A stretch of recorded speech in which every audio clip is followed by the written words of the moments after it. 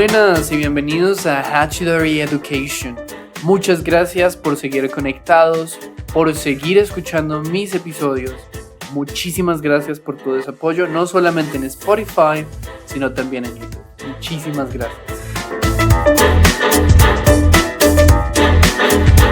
Quiero comentarles que al momento de hacer la grabación de este audio, de este episodio, faltan 51 días para que se acabe el 2023.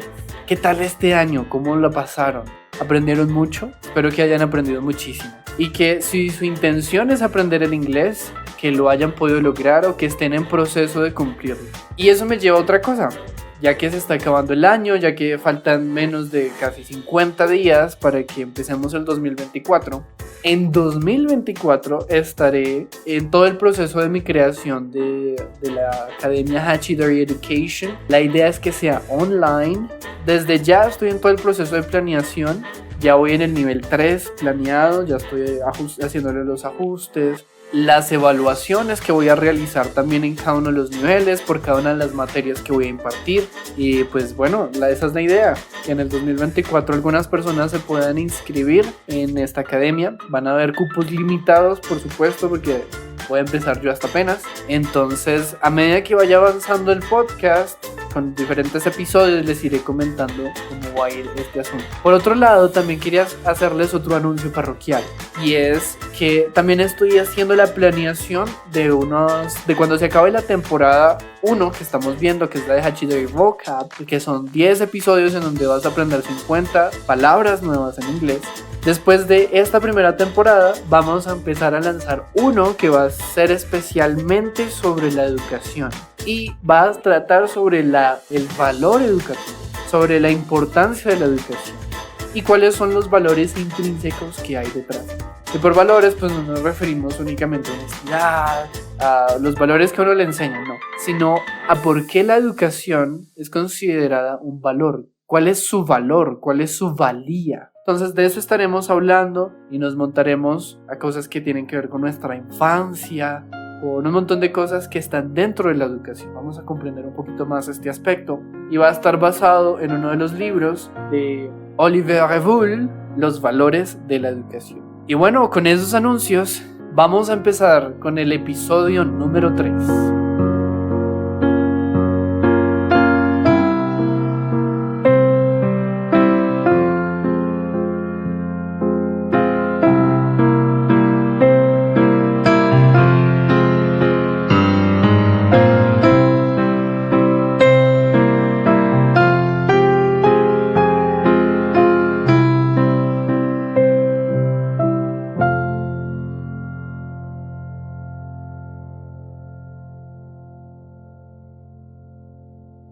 Hello and welcome to Hachidori Vocab, the podcast where we take a dive into the fascinating world of words. I'm your host, Jeisson Murcia, and today we've got a vocabulary treat for you. We'll be exploring 5 fantastic words from the English language that will not only enrich your vocabulary, but also help you become a more articulate communicator. So, let's get started with our first word of the day.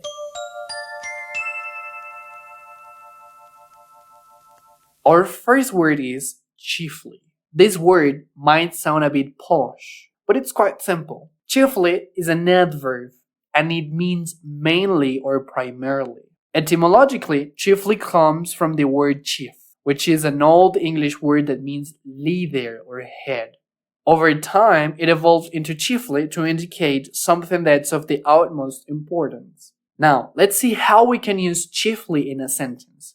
You might say, for example, the book is chiefly about the protagonist's journey. So in this sentence, chiefly means that the book is mainly focused on the main character's experiences. So that's how you can use chiefly in a sentence. But if you don't get that yet, I'll give you 2 extra examples for you to understand that better. Example number 1. I enjoy cooking. Chiefly because I love experimenting with different flavors. Example 2. His job chiefly involves managing the company's finances. In both examples, chiefly means mainly or primarily. It indicates the primary reason or a main activity in the given context. So for example, in one case, I chiefly love cooking because I love experimenting. And the other one about the job, my chiefly responsibility involves managing the company's finance. So those are ways in which you can use that word in a sentence. Now let's dive into a story. Imagine there is a superhero. And in this superhero's world, his most important power is the ability to fly. So you could say, in the world of our superhero, whatever the name it could be, the power to fly is chiefly important for saving lives. So in the sentence, chiefly emphasizes that the most important aspect or primary purpose of having the power to fly in the superhero's world is to save lives.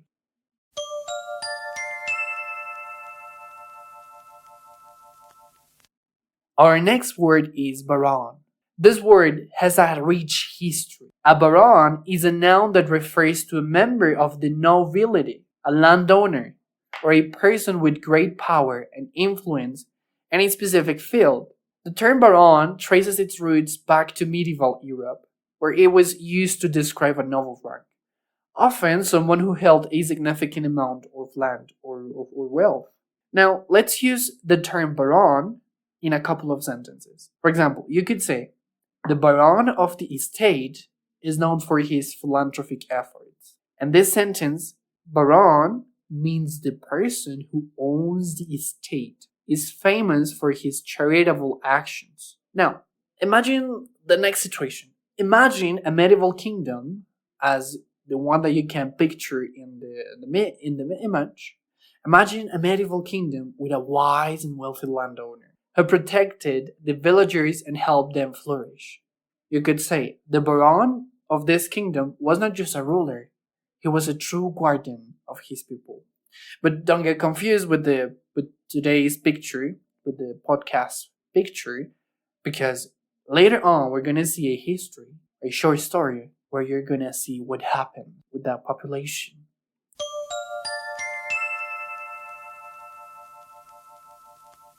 Our third word is guise. Guise. G-U-I-S-E.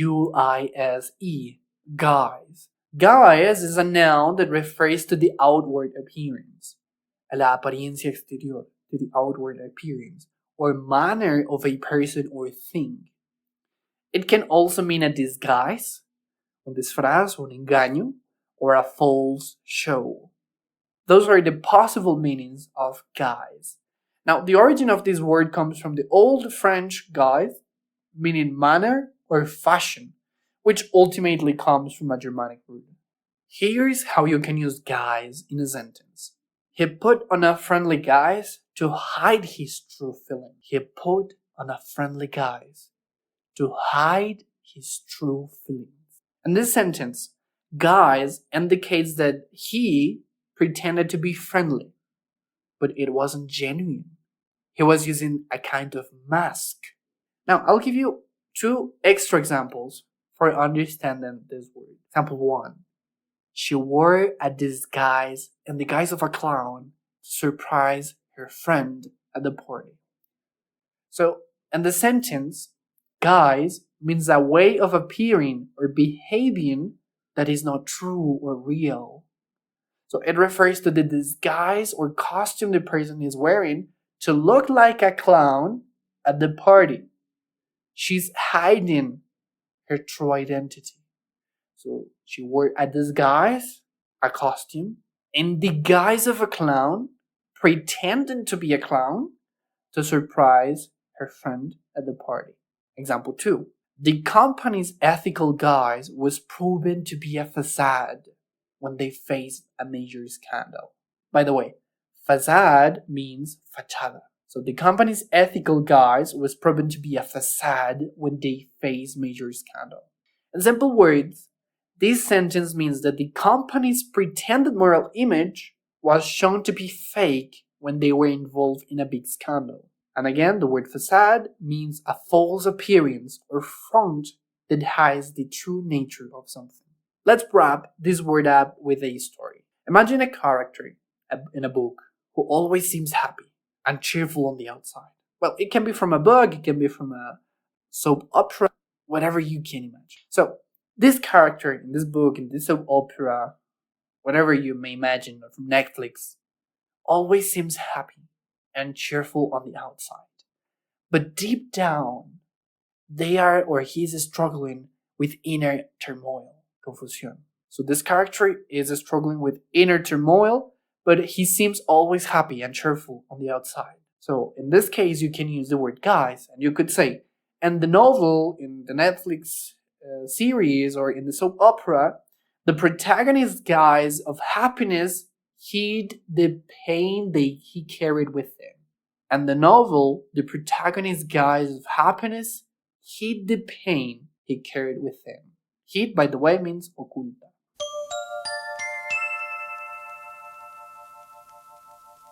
Moving on to our next word, pine. Please do not confuse this word with a tree, because pine can be a noun or a verb. As a noun, pine refers to what you were thinking, a type of evergreen tree, un árbol de hoja perenne. But as a verb, it means something different. It means to yearn or long for something. Desear, anhelar, o desear muchísimo algo. That's the meaning of pine. Often it involves a deep and intense feeling. So the word pine, if you try to look at the etymology, it is originated from Old English, meaning torment. Over time, it transformed into a feeling of deep desire or sadness, which is something really interesting. But taking that aside, here's how you can use pine in a sentence.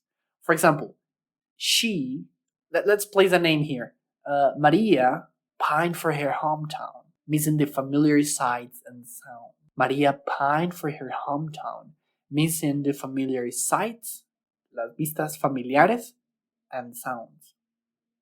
In this sentence, pine means feeling a strong and persistent longing or yearning for her hometown. So it indicates that she deeply misses the familiar sights and sounds, perhaps from his hometown that may be far from here now. So this word pine indicates a profound emotional desire to return to her hometown. I'll give you 2 extra examples for you to understand better how you can use this new word, which is real interesting. Example number 1. The soldier pined for his family while he was stationed overseas. In this sentence, pine means the soldier deeply longed for his family. This expresses a strong emotional desire to be with them again. But he can't. The soldier pined for his family. Good? Example number 2. As winter approached, the children began to pine for the warmth of summer. In this sentence, pine means the children started longing or yearning for the warmth of summer as winter approached. They deeply desire the return of summer and its warmth. They can play in summer better than in winter, perhaps. So this expresses a strong feeling of sadness or longing for the past season. The past season was better than this one. Okay? Let's wave this word into a picture. So picture a character in a movie who had to leave his hometown for a job opportunity, which is something that usually happens everywhere. So as the seasons change, he started to pine for the familiar faces and places he had left behind. Did you get the meaning? I hope so.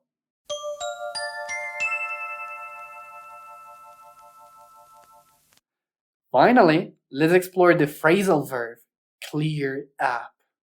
It means to explain or resolve a situation, make something tidy, or improve the weather.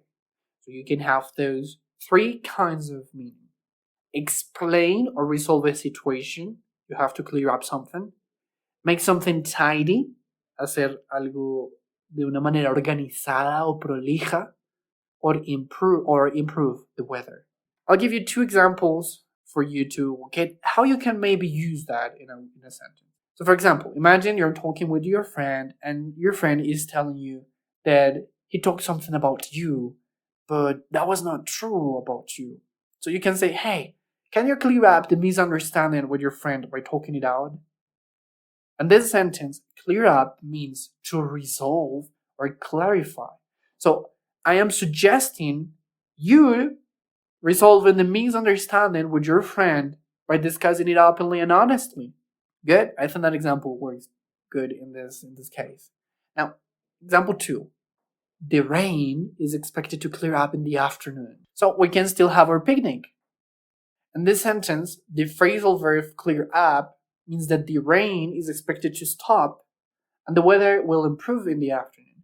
So if we had the idea, the goal to spend our time in a picnic, so there is a possibility to proceed with the picnic as planned. Now, imagine a detective who has been working tirelessly to solve a complex case. With that, we can also use the word clear up.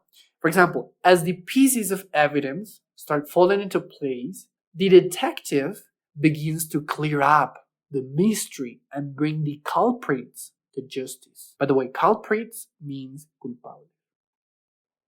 Did you get the 5 words that we have seen today? I hope so.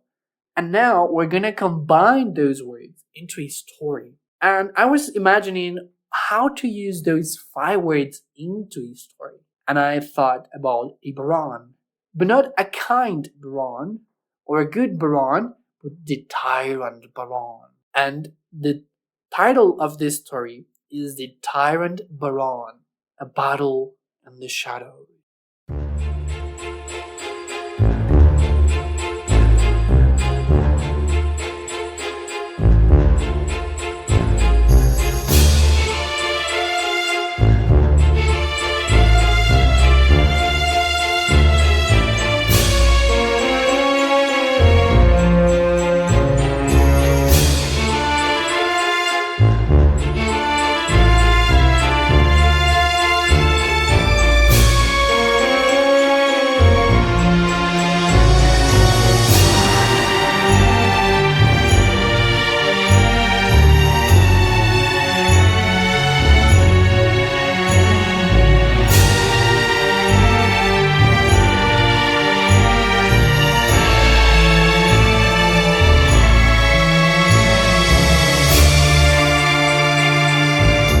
In a small town, chiefly known for its quiet charm and peaceful ambience, there was a baron who ruled with an iron fist.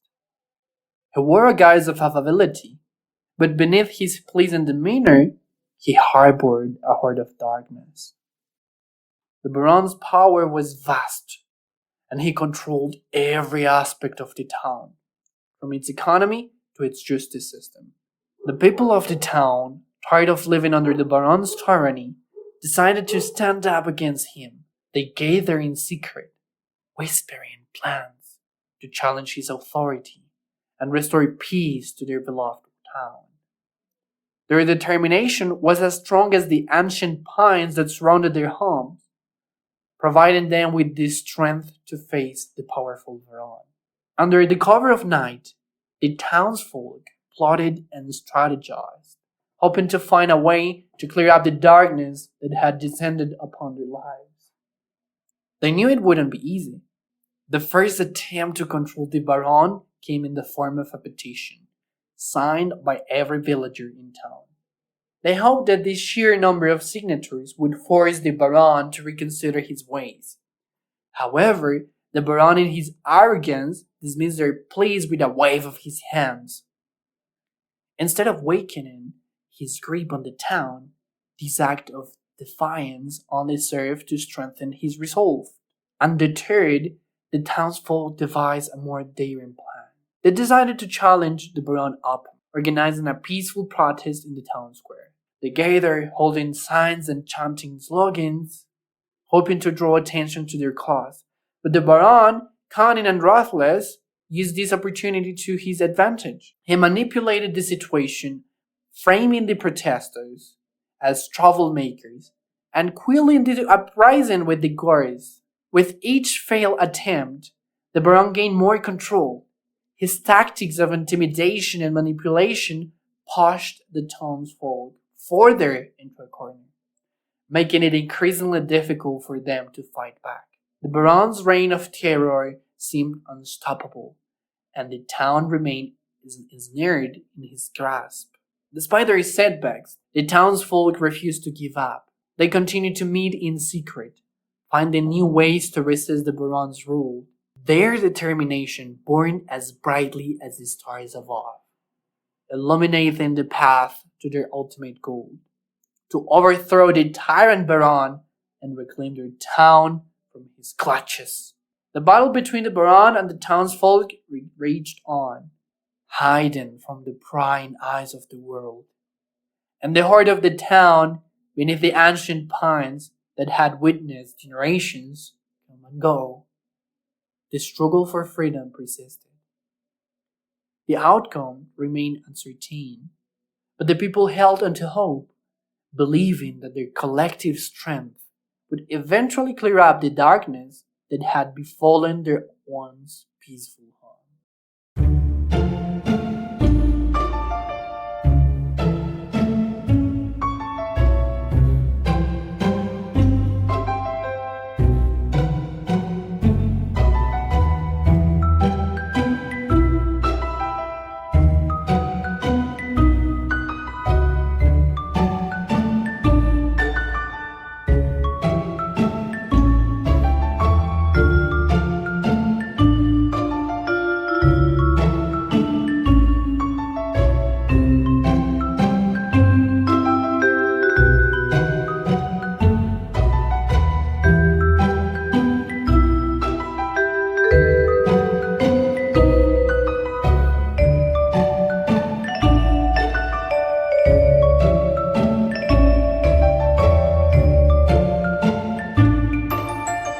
Muy bien, ¿qué tal estuvo ese cuento?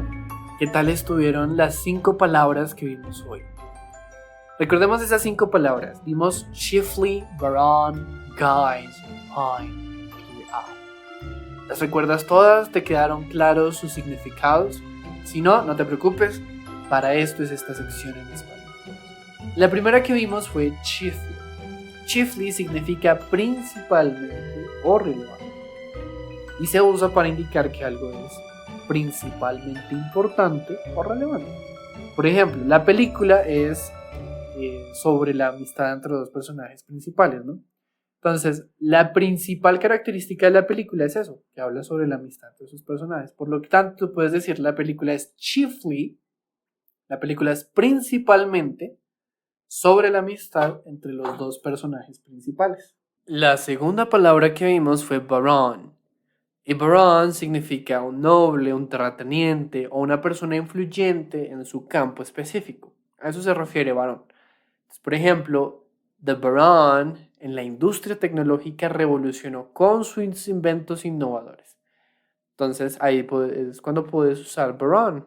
En este caso hace alusión a una persona influyente en su campo específico. La tercera palabra que vimos fue una muy interesante, que es guys.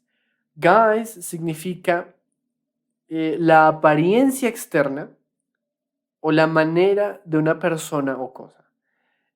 También puede significar un disfraz o una fachada falsa, pero básicamente hace alusión a la apariencia externa que alguien puede tener, a lo que muestra por fuera y no deja ver por dentro. Dentro del episodio vimos un ejemplo en el que se mencionaba que ella llevaba un disfraz bajo la guise de un payaso para sorprender a su amigo en la fiesta. Entonces, en este caso, guys lo estamos usando para hablar de que ella llevaba un disfraz bajo la apariencia externa de un payaso. Es decir, ella simulaba ser un payaso, pero en realidad no lo era, para sorprender a su amigo en la fiesta. La cuarta palabra que vimos fue una que quizás muy probablemente reconocías, que era pine, que es el pino, es el árbol de hoja perenne. Pero en este caso, en este podcast, en este episodio, lo vimos fue como el verbo, no como el sustantivo. Y como verbo significa añorar o desear profundamente algo, to long, a menudo con un sentimiento intenso. Y vimos algunos ejemplos, como por ejemplo, El soldado pined por su familia mientras estaba en el extranjero. Entonces, en este caso se está haciendo alusión a que el soldado estaba añorando pasar tiempo con su familia, estaba en el extranjero y ya le hacía falta verlos a ellos. A eso se refiere pine. Y por último, vimos un phrasal verb que era clear up. Y clear up significa resolver una situación o aclarar algo, aclarar malos entendidos. Vimos dentro del episodio una pregunta que era cuando, por ejemplo, un amigo está hablando con otro, le dice una información que no era y uno le dice, hey, ¿puedes aclarar el malentendido con tu amigo hablando al respecto? Entonces, ¿puedes clear up? Entraría en este caso. ¿Puedes clear up el malentendido con tu amigo al respecto? Y bien, esas fueron las 5 palabras que vimos para el episodio de hoy. Espero que estas explicaciones te hayan quedado claras, que el cuento también te haya quedado claro. Déjame saber de 1 a 10 qué tan claro fue el cuento, te gustó el final y esas cosas. Estaría muy agradecido si lo haces. And that's it for today in Hachidori's Vocab. I hope you have enjoyed expanding your vocabulary with these intriguing words.